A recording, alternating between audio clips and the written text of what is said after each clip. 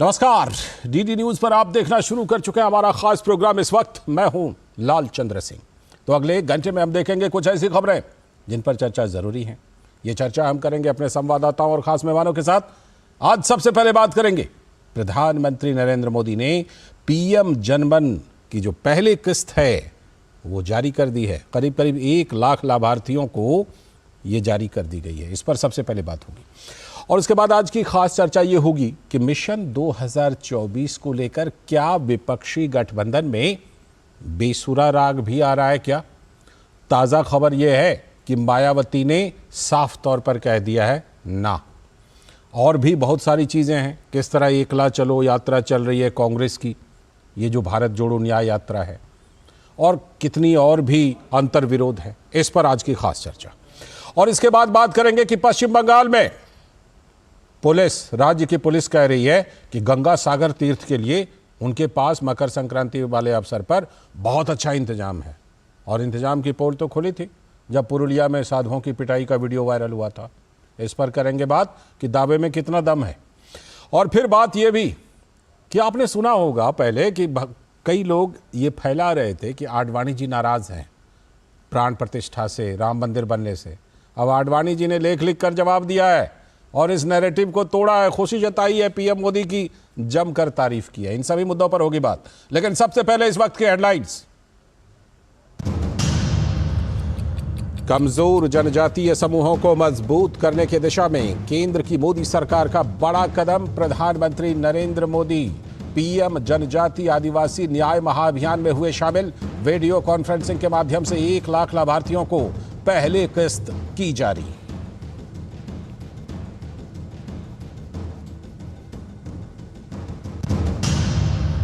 प्रधानमंत्री ने लाभार्थियों से किया संवाद, उनके अनुभव जाने। प्रधानमंत्री पीवीटीजी विकास मिशन के तहत मिल रही सुविधाओं के बारे में भी ली जानकारी।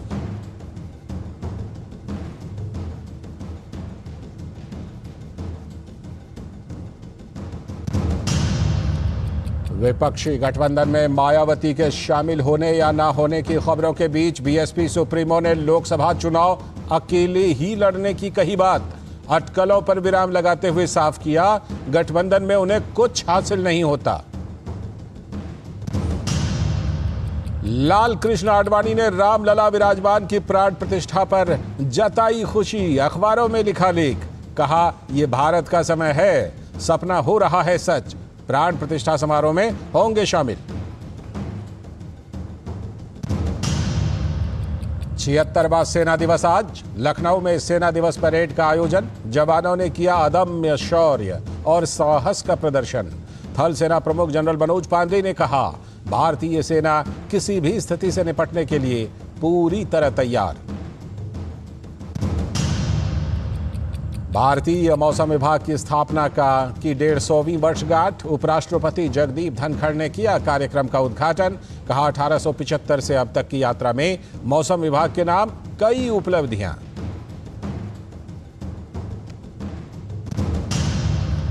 मेघालय खेलों के 5वें संस्करण का आज से तुरा में शुभारंभ। राष्ट्रपति द्रौपदी मुर्मू कर रही हैं उद्घाटन। 20 जनवरी तक होगा खेलों का आयोजन।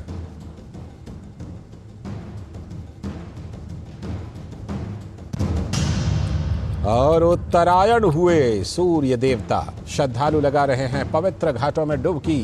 देश भर में आस्था के साथ मनाया जा रहा है मकर संक्रांति, पोंगल और माघ बिहू का पर्व।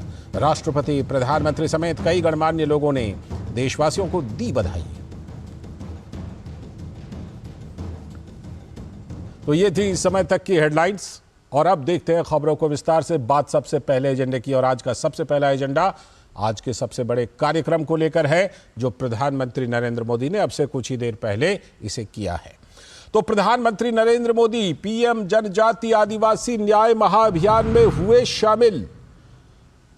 प्रधानमंत्री नरेंद्र मोदी पीएम जनजाति आदिवासी न्याय अभियान, जिसे कि संक्षिप्त में पीएम जनमन कहा जाता है, इस कार्यक्रम में शामिल हुए हैं।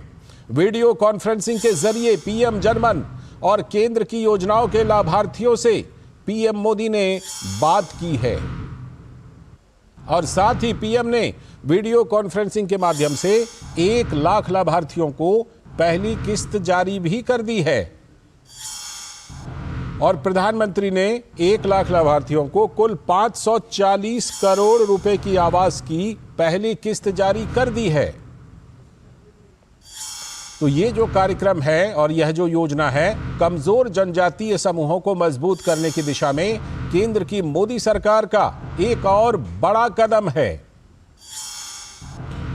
और पीएम ने बताया कि जनमन यात्रा ने 2 महीने के अंदर 80,000 अति पिछड़ा आदिवासी लोगों के आयुष्मान कार्ड बना दिए हैं। साथ ही प्रधानमंत्री ने कहा कि 30,000 लोगों को किसान सम्मान राशि दी गई है और 40,000 लोगों के बैंक खाते भी खोले गए हैं। कुछ और खास बात कही पीएम ने इस मौके पर। हमने 10 साल गरीबों के विकास में समर्पित किए। जो मुसीबतें आपके पूर्वजों ने उठाई, आपको नहीं उठानी पड़ेंगी। ये पीएम ने गारंटी दी है, पीएम ने बोला इसको। देश का विकास तभी हो सकता है जब समाज में कोई ना छूटे। मोदी की गारंटी वाली गाड़ी गांव-गांव पहुंच रही है। आज सरकार सबसे पहले दूर सुदूर जंगलों में रहने वालों के बारे में सोचती है। आदिवासी समाज की आमदनी बढ़ाने के लिए हर स्तर पर कोशिश हो रही है। 2014 से पहले 10 वन उपजों के लिए एमएसपी तय होती थी और अब हमने 90 वन उपजों के लिए एमएसपी तय कर दी है।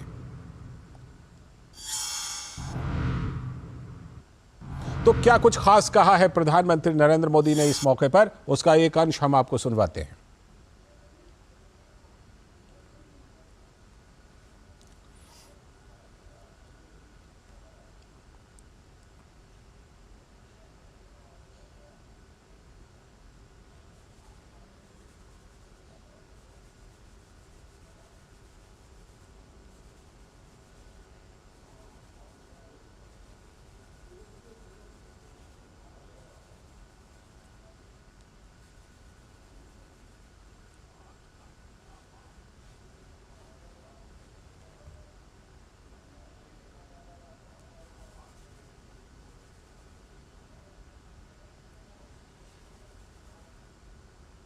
अभी इस कार्यक्रम में 1 लाख जनजातीय लाभार्थियों के बैंक खाते में पक्के घर बनाने के लिए सरकार ने सीधे पैसे ट्रांसफर किए हैं।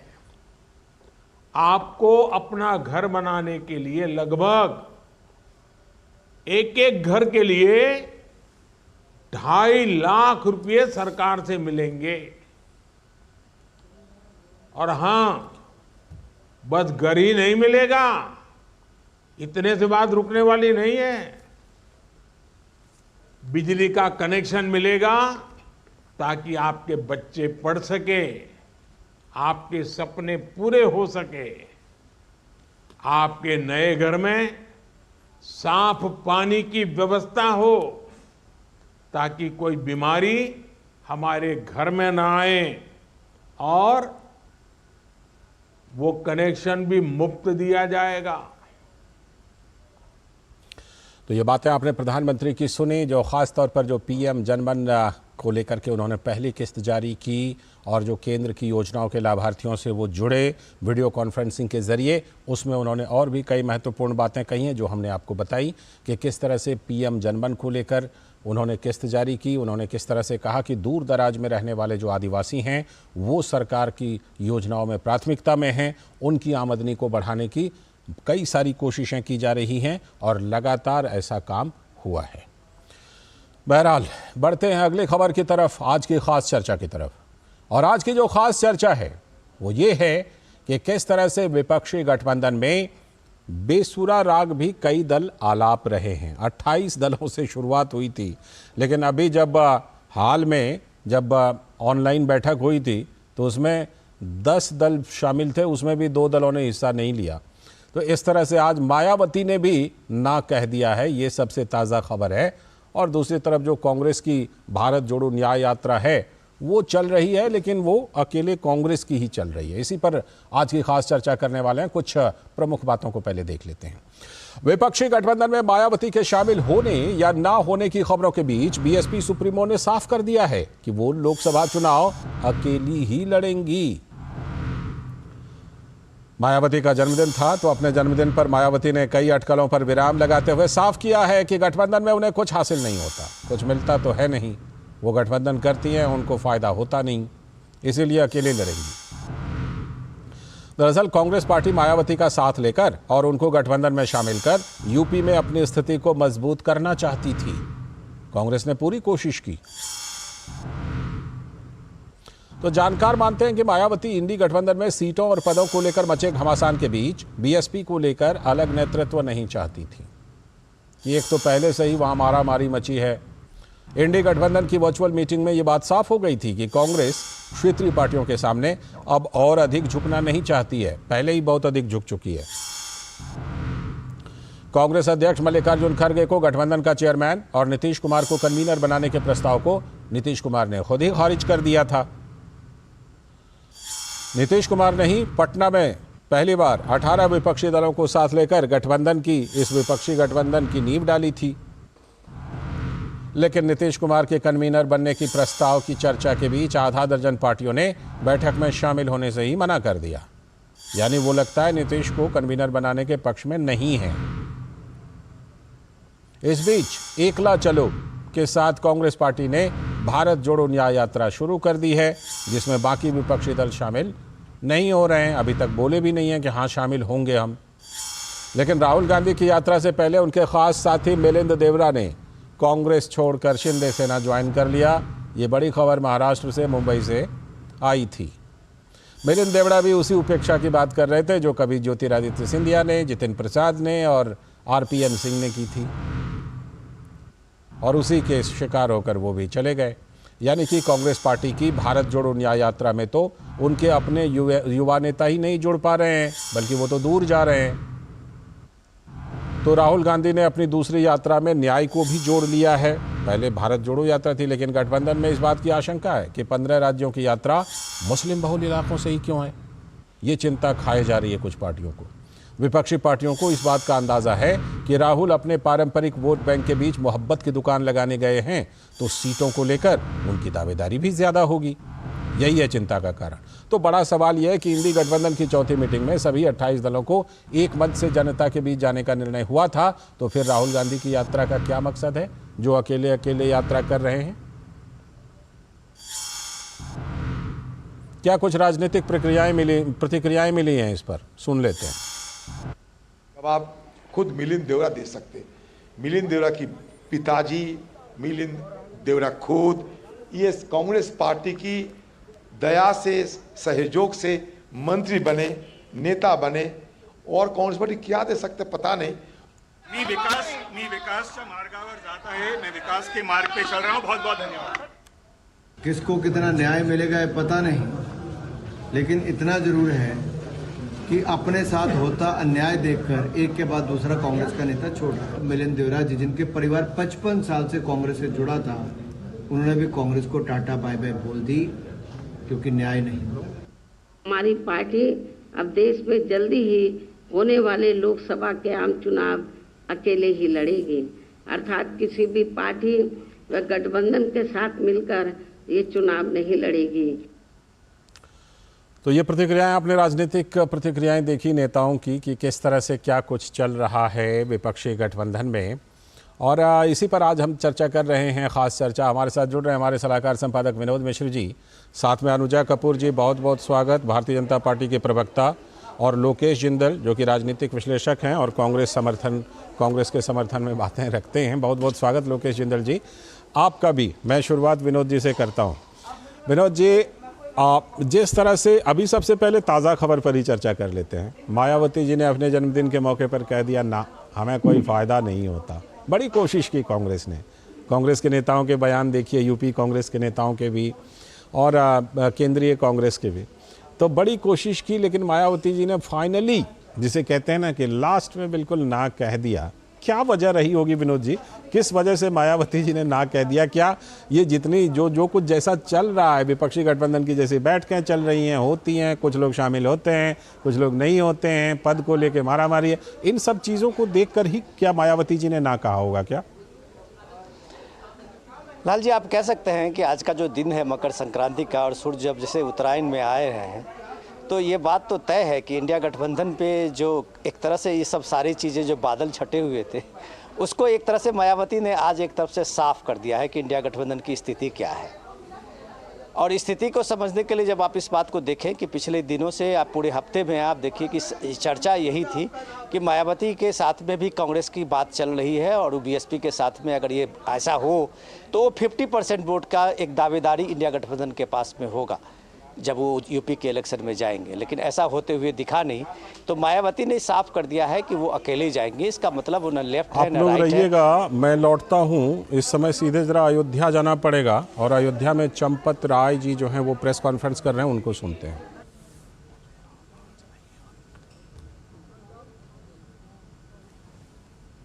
22 जनवरी पौष शुक्ल द्वादशी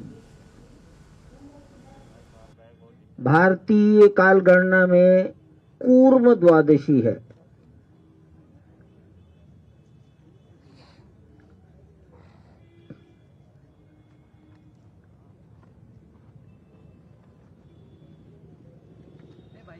अभिजित मुहूर्त है, मृगशिरा नक्षत्र है।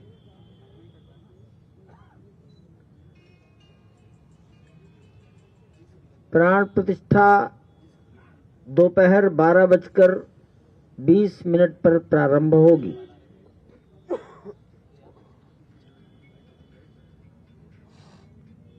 प्राण प्रतिष्ठा का ये मुहूर्त श्रद्धेय गणेश्वर शास्त्री द्राविड़ वाराणसी, इन्होंने निर्धारित किया है। काशी अयोध्या के अनेक लोग उनको जानते हैं और उनके प्रति श्रद्धा से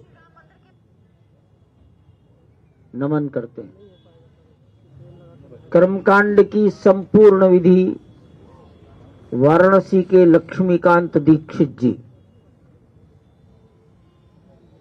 ये दोनों अपने अपने विषय के मूर्धन्य लोग हैं।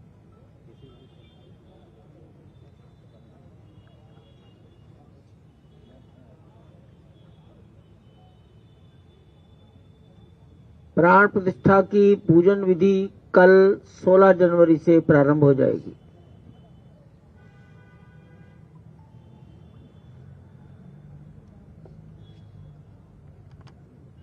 पूजन विधि के लगभग सभी कार्य 21 जनवरी तक चलेंगे।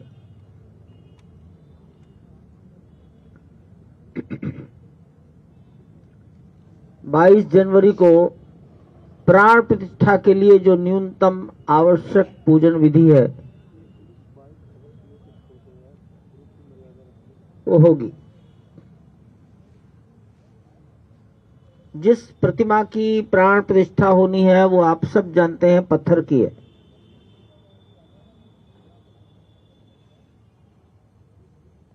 हमारे अनुमान से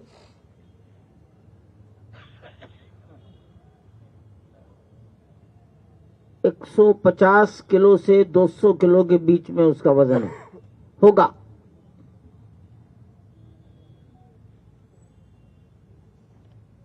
खड़ी प्रतिमा 5 वर्ष का बालक का स्वरूप,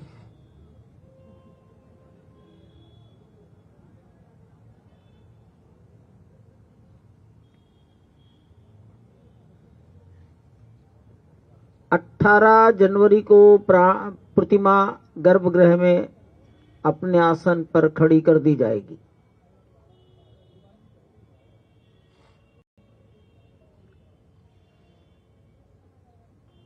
जिस प्रतिमा की प्राण प्रतिष्ठा होती है उसको अनेक प्रकार से निवास कराया जाता है। जल में निवास, अन्न में निवास, फल में निवास, औषधि में निवास, घी में निवास, घृत, ऐसे अनेक प्रकार के निवास कराए जाते हैं। इसको पूजा पद्धति की भाषा में अधिवास कहते हैं।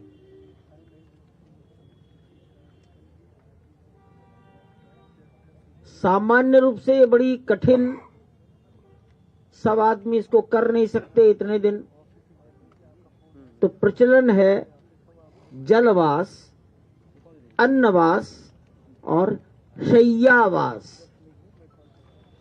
शय्या का अर्थ आप समझते ही।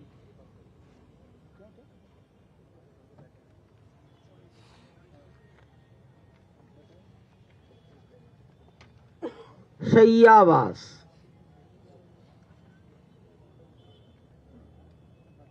ये सभी अन्नवास, जलवास, अन्नवास, शय्यावास, लेकिन बहुत कठोर कर्मी कोई हो आज इस कलयुग में तो शायद कठिन ही होगा, तो घृतवास, औषधिवास, फलवास, सुगंधवास, ये तमाम प्रकार की बातें हैं। सभी विद्वानों ने कहा आज के समय के अनुसार व्यवहार करना चाहिए, करेंगे।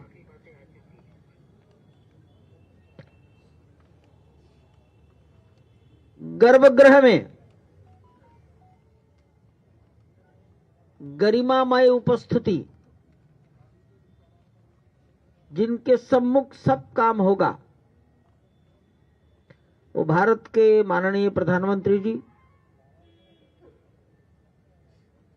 राष्ट्रीय स्वयंसेवक संघ के सरसंघचालक जी, उत्तर प्रदेश के मुख्यमंत्री महोदय,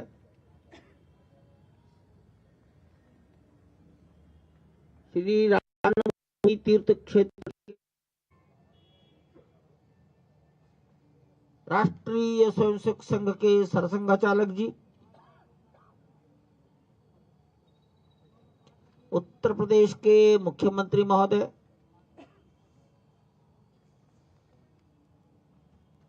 श्री राम जन्मभूमि तीर्थ क्षेत्र के अध्यक्ष पूज्य महंत नृत्य गोपाल दास जी महाराज,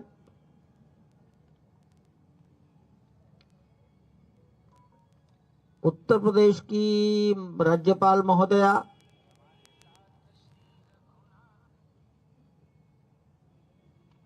सभी ट्रस्टीज,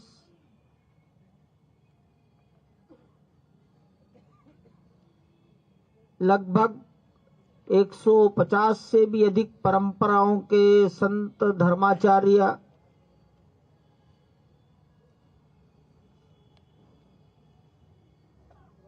आदिवासी, गिरिवासी, समुद्र तटवासी, द्वीपवासी, जनजाति परंपराओं के संत महात्मा, भारत में जितने प्रकार की विधाएं हैं, खेल, वैज्ञानिक, सैनिक, प्रशासन, पुलिस, राजदूत, न्यायपालिका, लेखक, साहित्यकार, कलाकार, चित्रकार, मूर्तिकार,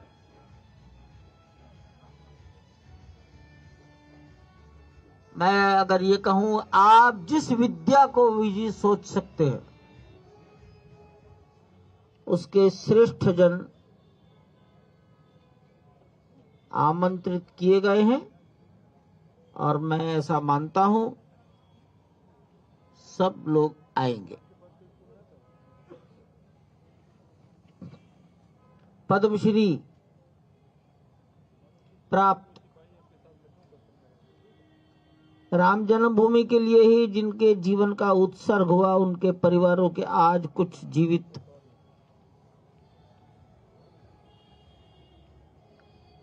मंदिर को निर्माण करने वाले 2 लोग हैं। लार्सन टुब्रो आप जानते हैं, project management consultant Larsen Toubro के समकक्ष टाटा कंसल्टिंग इंजीनियर्स TCE,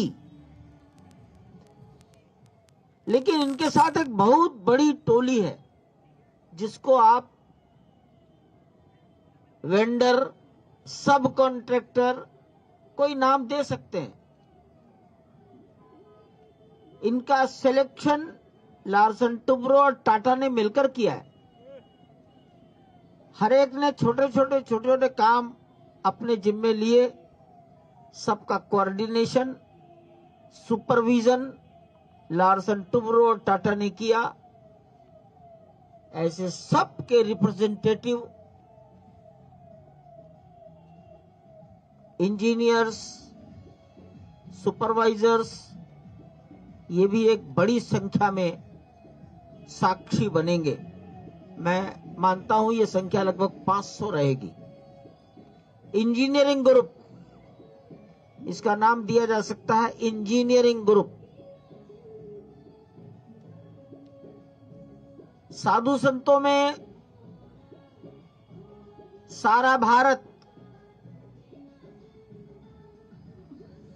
सभी भाषा भाषी,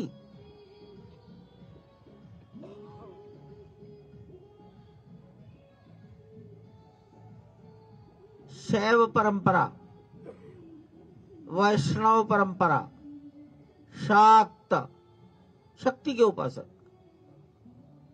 गणपति की उपासना करने वाले, सिख, बौद्ध, जैन,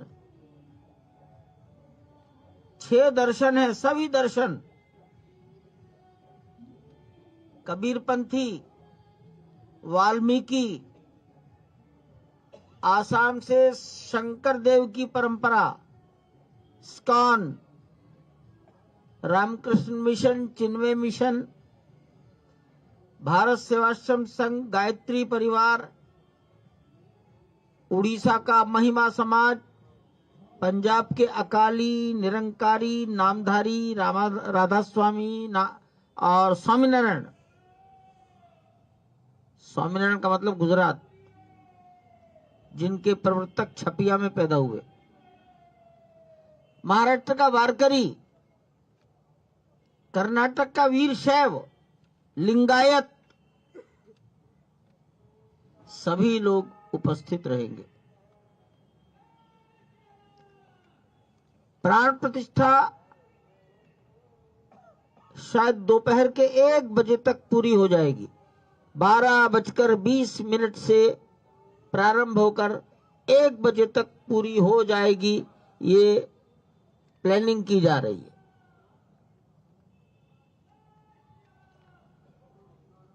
फिर सभी महानुभाव, विशिष्ट जन, माननीय प्रधानमंत्री जी डॉक्टर मोहन राव भागवत, मुख्यमंत्री महोदय अपने मनोभाव प्रकट करेंगे। मनोभाव, भाषण शब्द अच्छा नहीं है, मनोभाव, ये बड़ा ही विशेष आयोजन है। नृत्य गोपाल दास जी महाराज अपना आशीर्वाद देंगे।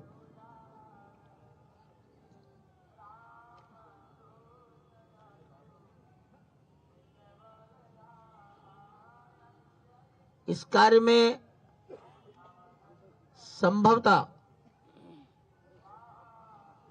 65 से 75 मिनट का समय लग सकता है।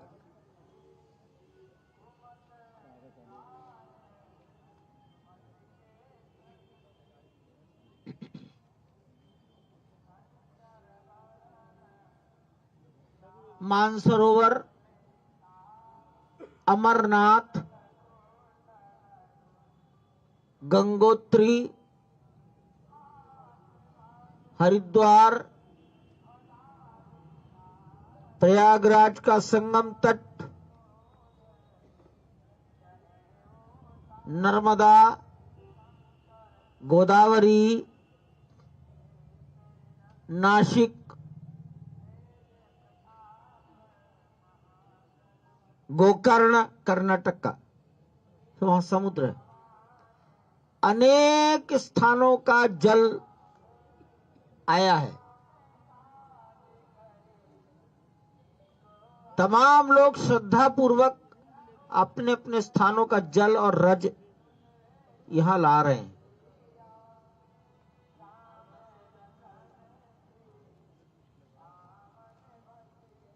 सामान्य परंपरा है हमारे आपके सबके घर की, कन्या पक्ष के लोग वर पक्ष को विवाह के बाद भेंट देते हैं। अब ये तो बालक है 5 साल का, लेकिन परंपरा तो परंपरा ही ठहरी।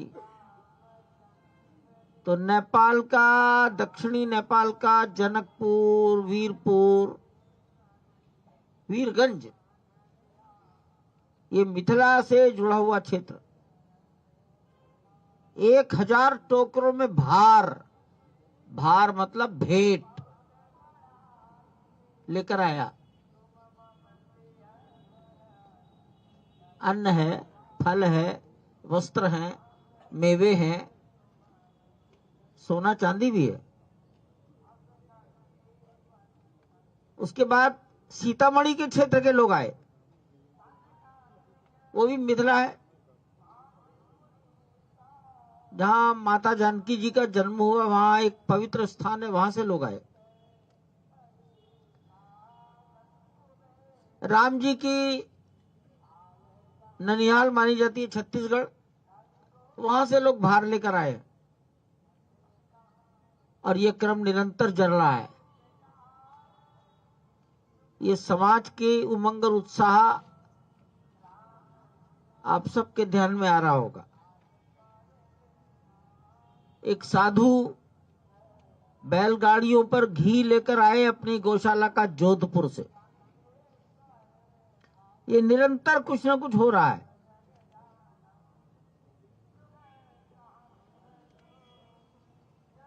बीस जनवरी 21 जनवरी को विचार चल रहा है,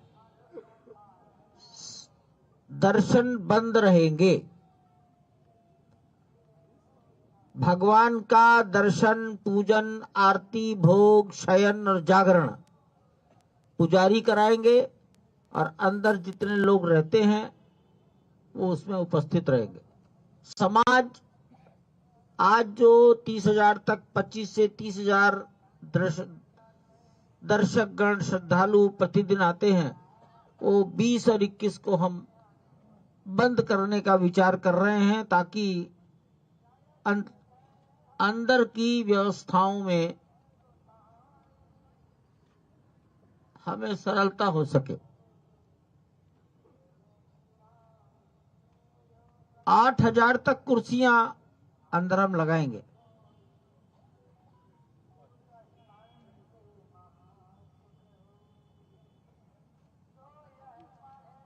सारा समाज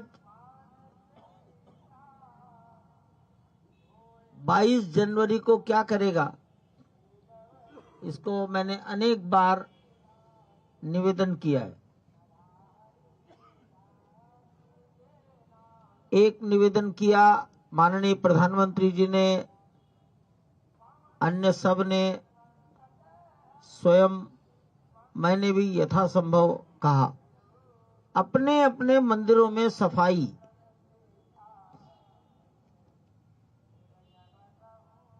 आज 15 तारीख है, तो अभी 1 सप्ताह बाकी है। अपने अपने मंदिरों में स्वच्छता।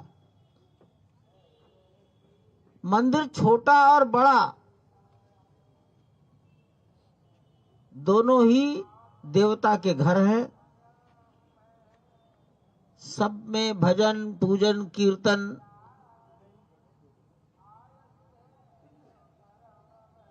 टेलीविजन या एलईडी स्क्रीन लगाकर प्राण प्रतिष्ठा के अयोध्या आयोजन को अपने मंदिर के पास पड़ोस के समाज को दिखाना,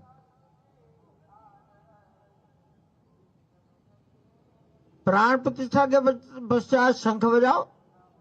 शंख ध्वनि शुभ ध्वनि है, शंख ध्वनि करो। प्रसाद वितरण, प्रसाद क्या बटा इससे अधिक महत्वपूर्ण है, अधिक से अधिक लोगों को प्रसाद जाए।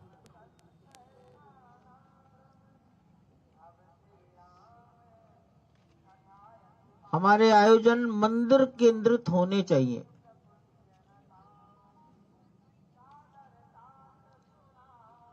सायंकाल अयोध्या में सूर्यास्त 5:47 पर संभवतः हो जाएगा, तो 6 बजे के पश्चात अपने घर का जो सबसे बाहरी दरवाजा है वहां पर दीपक, 5 दीपक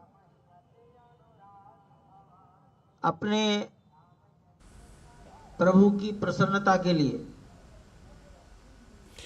ये सीधा प्रसारण आप देख रहे थे अयोध्या से, जहां पर के श्री राम जन्मभूमि तीर्थ क्षेत्र की महासचिव और जो विश्व हिंदू परिषद के उपाध्यक्ष चंपत राय जी हैं, वो प्रेस कॉन्फ्रेंस करके पूरा ब्यौरा दे रहे थे कि जो 22 जनवरी को प्राण प्रतिष्ठा का कार्यक्रम है उसकी क्या कुछ तैयारियां हैं, कौन लोग वहां पर रहेंगे, कितनी देर का कौन सा कार्यक्रम होगा, मनोभाव, जिसको वो भाषण को कह रहे थे, भाषण कहना ठीक नहीं, मनोभाव प्रकट करेंगे लोग, तो वो सब मिलाकर कैसा कार्यक्रम रहेगा, क्या तैयारी है, इसी के बारे में विस्तार से वो जानकारी दे रहे हैं। अभी वक्त है एक ब्रेक का, और ब्रेक के बाद जब लौटेंगे तब आज की खास चर्चा को जारी रखेंगे। हो बिजनेस बढ़ाना, गुड़िया को पढ़ाना, या मिसेस के साथ वेकेशन, लो मुथूट फाइनेंस गोल्ड लोन, भरोसा इंडिया का, भरोसा इंडिया का। मुथूट फाइनेंस, भारत का नंबर 1 सबसे भरोसेमंद financial services brand. Gold loan के लिए अभी कॉल करें 1-800-313-1212। ग्रामीण अर्थव्यवस्था के संरक्षक agriculture insurance company of India, AIC। Roorkee Uttarakhand निवासी राजीव जैन पहुंचाएंगे हर राम भक्त के घर बिल्कुल निःशुल्क हर किवारी गंगा जल। दुकानदार भाई संपर्क करने के लिए haridwargangajal.com पर जाएं। स्वागत है ब्रेक के बाद। डीडी न्यूज पर आप देख रहे हैं इस वक्त, और जैसा कि हम प्रेस कॉन्फ्रेंस पर जाने से पहले जो चर्चा कर रहे थे कि जो विपक्षी गठबंधन है उसमें कई तरह की दुविधाएं हैं, क्या उन्हीं दुविधाओं को देखते हुए मायावती जी ने आखिरकार ना कर दिया क्या? हमारे साथ हमारे सलाहकार संपादक विनोद मिश्र जी जुड़े हुए हैं इस पर चर्चा करने के लिए। विनोद जी, आपसे ख़ास तौर पर जो हम चर्चा कर रहे थे कि क्या मायावती जी के ना कहने की जो वजह रही वो इतने सारे जो अंतर्विरोध हैं और जिस तरह की कार्य पद्धति रही है, जिस तरह कुछ दल छिटक रहे हैं, नेता छिटक रहे हैं, पद लेने से बच रहे हैं, इन्हीं सब चीज़ों को देखते हुए मायावती जी ने ना कहा है क्या? लाल जी, हमारे चर्चा के बीच में जो श्री राम जन्मभूमि तीर्थ क्षेत्र के ट्रस्टी चंपत राय जी जो अभी बता रहे थे, जो शेड्यूल बता रहे थे, तो हम लोग चर्चा से पहले जरा इसकी विनोद जी, आपकी आवाज़ मुझे नहीं मिल रही है फिलहाल। Hello Lal ji, hello hello hello,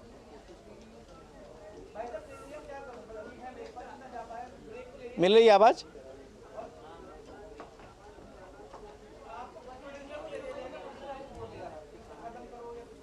Vinod ji, आप कुछ बोलें, जरा देखें आपकी आवाज़ हम तक पहुंच रही है। हेलो लाल जी, मैं कह रहा था नहीं, आपकी आवाज़ हम तक नहीं आ रही है।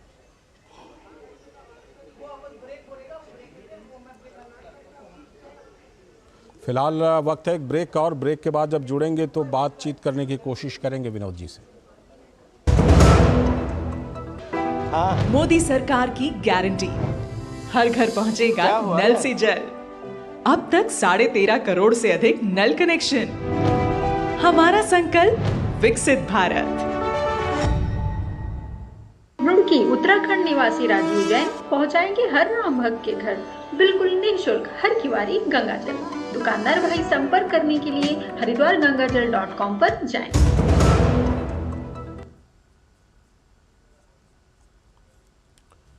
स्वागत है ब्रेक के बाद। जैसा कि ब्रेक पर जाने से पहले हम कोशिश कर रहे थे कि अपने सलाहकार संपादक विनोद मिश्र जी से जुड़ें, उनसे बातचीत करें। एक बार फिर से कोशिश करते हैं और इस बार देखते हैं उनकी आवाज़ हम तक पहुंचती है कि नहीं। विनोद जी, जो सवाल हमने आपसे पूछा था कि मायावती जी ने आखिरकार जो ना कर दिया, वो क्या जो तमाम अंतर विरोध हैं विपक्षी गठबंधन के बीच, उन्हीं को देखते हुए उन्होंने ना किया है क्या?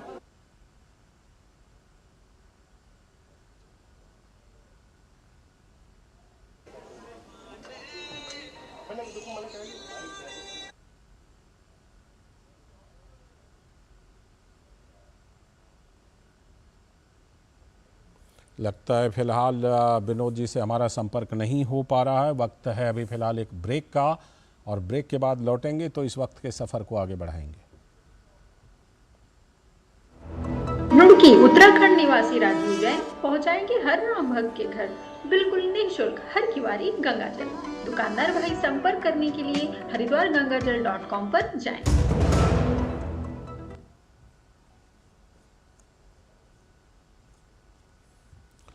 स्वागत है ब्रेक के बाद। डीडी न्यूज़ पर आप देख रहे हैं इस वक्त, और इस वक्त में हम चर्चा कर रहे थे कि किस तरह से विपक्षी पार्टियों के क्या अंतर विरोध हैं, और आखिरकार मायावती जी ने भी ना कह दिया है। तो इस पर हम चर्चा आगे कभी करेंगे। फिलहाल बढ़ते हैं अगली खबर की तरफ, और अगली खबर जो है वो पश्चिम बंगाल से जुड़ी हुई है कि पश्चिम बंगाल में जो मामला आया था साधुओं की पिटाई का, अब वहाँ पर पश्चिम बंगाल पुलिस कह रही है कि बहुत अच्छी व्यवस्था है। लेकिन सवाल है कि सवाल इसी पर है कि दावे में कितना दम है। तो सारे तीर्थ बार बार, गंगा सागर एक बार, ये कहावत है, आपने सुनी होगी। ये प्राय प्रचलित, लोग नारे के तौर पर भी इसे कहते हैं। मकर संक्रांति में गंगा के समुद्र में मिलने के स्थान पर स्नान करने को बड़ा पुण्य माना जाता है, और ये जगह गंगा सागर है जो पश्चिम बंगाल में है। प्रसिद्ध ऋषि कपिल मुनि के आश्रम का दर्शन और संक्रांति में स्नान का पूरे भारत में आकर्षण रहा है, और हर साल 50 से 60 लाख लोग यहाँ पुण्य के भागी बनते हैं। राज्य की टीएमसी सरकार का दावा है कि सुरक्षा के पुख्ता इंतजाम किए गए हैं, लेकिन जो साधुओं को पीटती भीड़ के वायरल वीडियो आई थी, उसने तो इस दावे को खोखला ही साबित कर दिया है। 3 साधुओं की पुरुलिया के नज़दीक बेरहमी से पिटाई मानवता को शर्मसार करती है। पश्चिम बंगाल पुलिस का दावा है कि गलतफहमी में भीड़ साधुओं को अपहरण करता समझ बैठी थी। तो पुलिस कहाँ थी और लोग कहाँ थे? सवाल ये है कि अपने ही देश में साधु संतों की बेरहमी से पिटाई हो और प्रशासन हिफाजत करने के बजाय अलग अलग तर्क दे, तो कहा जा सकता है कि इतने बड़े आयोजन के लिए सरकार गंभीर तो नहीं है। महाराष्ट्र में भी ऐसी ही घटना हुई थी जब उद्धव ठाकरे की सरकार थी। पालघर के नज़दीक गुजर रहे साधुओं को लोगों ने गाड़ी से उतारकर पीट कर मार डाला था, और पुलिस तमाशा देखती रही थी। तो ऐसी संवेदनहीनता साधुओं को लेकर क्यों है? सनातन परंपरा में तो लोग साधुओं और सन्यासियों के दर्शन के लिए कुंभ जाते हैं, अलग अलग जगहों पर जाकर उनके दर्शन करते हैं। पश्चिम बंगाल को सिर्फ गंगा सागर के स्नान से करोड़ों रुपए की कमाई होती है, लेकिन अगर वहाँ साधु संतों की परवाह नहीं होगी तो फिर गंगा सागर एक बार वाली जो बात है, उस आस्था का क्या मतलब रह जाएगा? ये बड़ा सवाल है। लेकिन पुलिस दावा कर रही है, सरकार दावा कर रही है कि बड़े पुख्ता इंतजाम किए हैं। हकीकत क्या है? एक बार फिर से लौटते हैं अपनी पीछे वाली स्टोरी पर, जो हम बात कर रहे थे कि जो महागठबंधन है और जो विपक्षी गठबंधन है, उसमें जो तमाम अंतर विरोध है, उसके बीच मायावती ने ना कह दिया है। हमारे सलाहकार संपादक विनोद मिश्र जी इस बार भी जुड़ने की कोशिश कर रहे हैं, देखते हैं इस बार आवाज़ उनकी आती है कि नहीं। विनोद जी, पहले तो हमें कंफर्म कीजिए, आप कुछ बोल करके आपकी आवाज़ हमें आती है कि नहीं? जी, आपकी आवाज़ इस जी, अब आपकी आवाज़ हमें मिल रही है।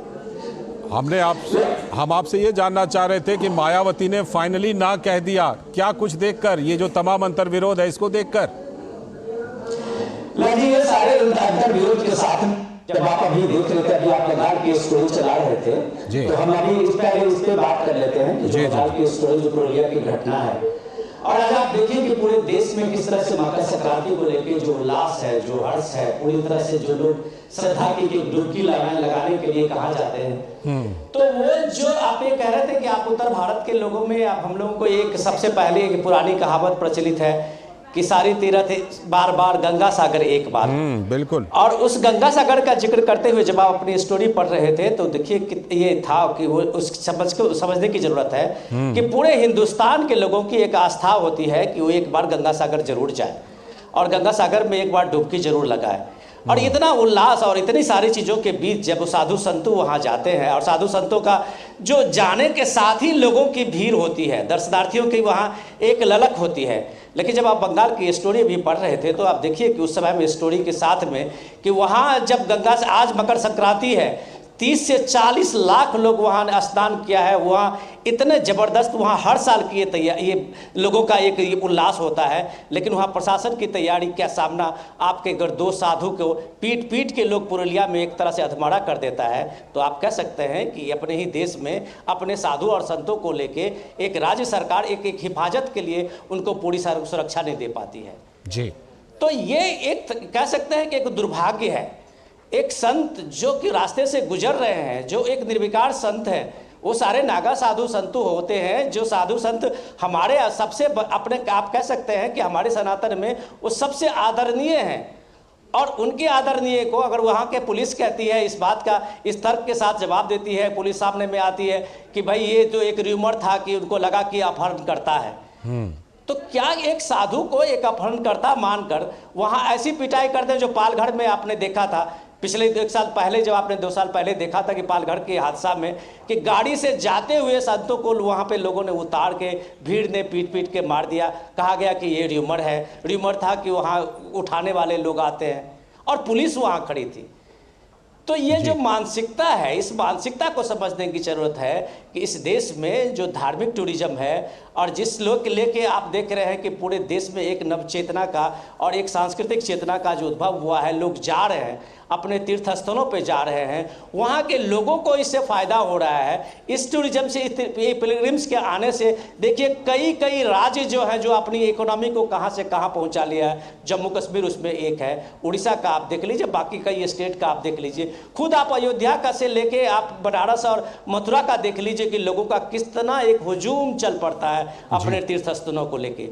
लेकिन अगर राज्य सरकारें इस तरह के आयोजन को और इस तरह को पूरी सुरक्षित नहीं कर पाती है तो कहा जा सकता है कि ये खेदजनक है। लालचंद जी, बिल्कुल ये खेदजनक है। और पश्चिम बंगाल में ये सवाल पहले भी उठते रहे विनोद जी, और जिस तरह से ये वायरल वीडियो हुआ था और उसके बाद जिस तरह से ये दावे आ रहे हैं, यहाँ सबसे बड़ी संकट की बात है कि ऐसे में भरोसा कौन करेगा?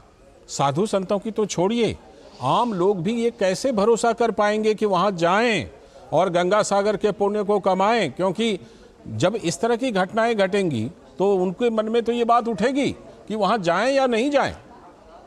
बिल्कुल, आप ये देखिए जिस तरह की घटनाएं हैं, आप आज मैं पढ़ रहा था टेलीग्राफ में कि वहाँ के मिनिस्टर इस बात के लिए अपनी वाहवाही ले रहे थे कि हमने सुरक्षा के इतने ज़बरदस्त बंदोबस्त की व्यवस्था की है। वहाँ एक यात्रियों पे गंगा सागर के स्नान तो कपिल मुनि का जो वहाँ आश्रम है, वहाँ आने वाले दर्शनार्थियों की पूरी सुरक्षा व्यवस्था की गारंटी दी है। लेकिन काश अगर पुरुलिया में जो जाने वाले साधु संत थे, वो नागा संत थे और उनको सुरक्षा के करने की वहाँ की लोकल पुलिस अगर थोड़ी सी व्यवस्था करती तो घंटे तक वो साधु नहीं पीटते हुए नजर आते।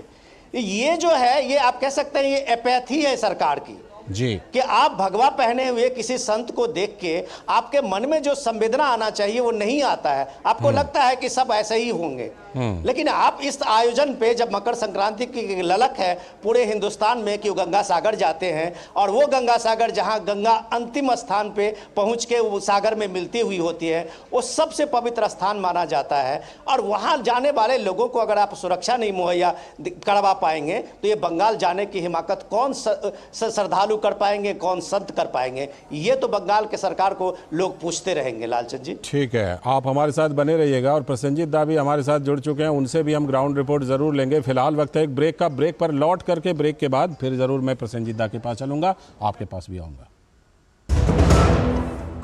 ग्रामीण अर्थव्यवस्था के संरक्षक agriculture insurance company of India.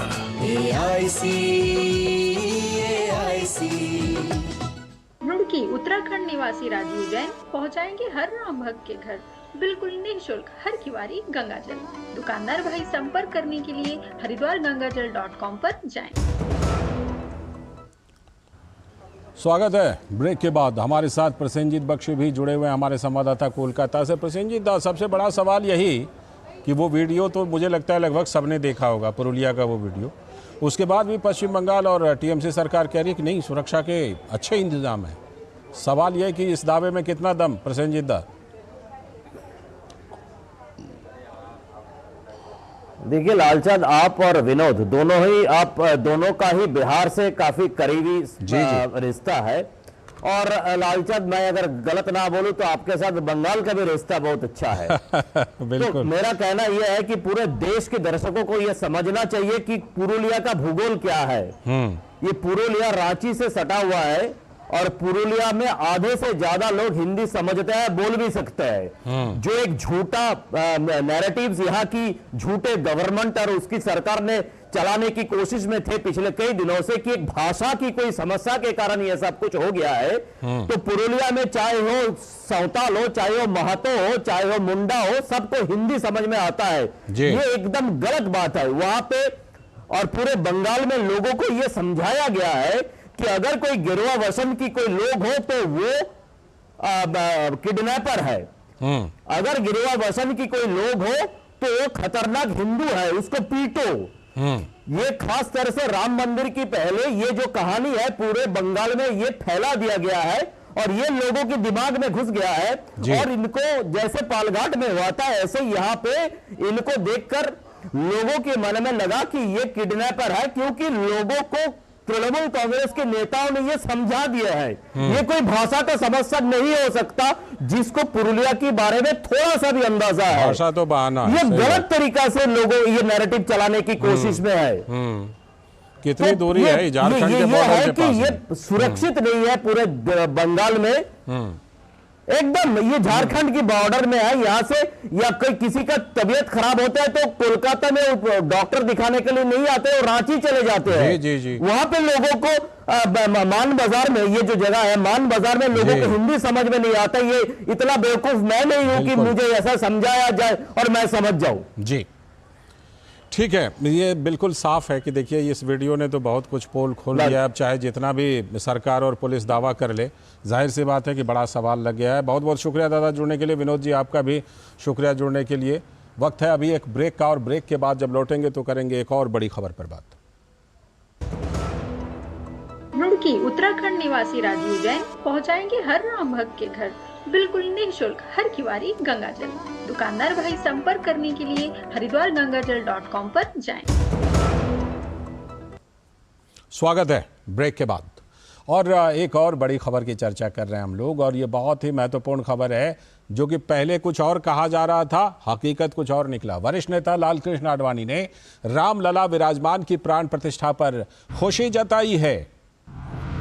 ये बात पहले कही जा रही थी, कुछ लोग फैला रहे थे कि आडवाणी जी नाराज हैं, लेकिन देखिए खुशी जताई। और कैसे खुशी जताई आडवाणी जी ने?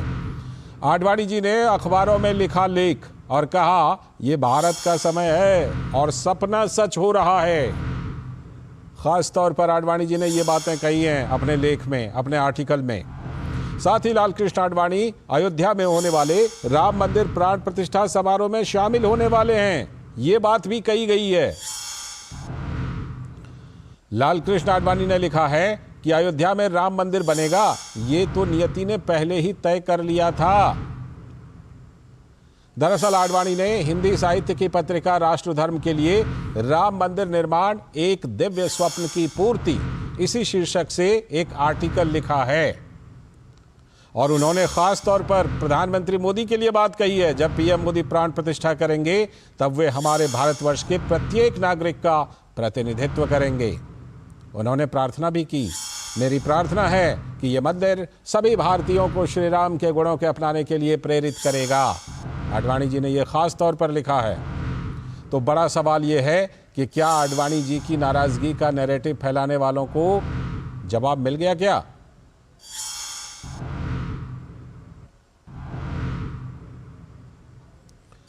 तो यही बड़ी बात है कि बहुत कुछ कहा जा रहा था आडवाणी जी के बारे में कि नाराज़ हैं, नहीं आएंगे, उनको न्योता नहीं गया, यहाँ तक बातें फैलाई गई थी। लेकिन अब देखिए आडवाणी जी ने जो आर्टिकल लिखा है उससे तो ये नैरेटिव ध्वस्त हो रहा है। उनको न्योता मिला भी है, वो आएंगे भी, वो खुश हैं, वो प्रधानमंत्री नरेंद्र मोदी की तारीफ कर रहे हैं, उनकी तारीफ में आर्टिकल लिख रहे हैं। तो ये जो नैरेटिव फैलाया गया था इन सबको एक साथ जवाब मिल गया इस लेख से। आज के इस वक्त में इतना ही, दीजिए अनुमति, नमस्कार।